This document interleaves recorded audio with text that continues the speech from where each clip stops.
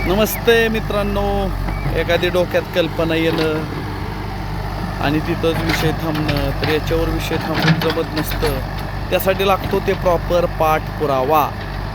उद्याच्या 10 तारखेच्या वर्धापन दिनासाठी सकाळपासूनच आपली तयारी. 5:30 वाजता विजय उर्फ गुड्डूबाई चौर यांचा फोन आला आणि तिथून फॉलोअप चालू झाला. आता 10:30-11 वाजत आल्यात.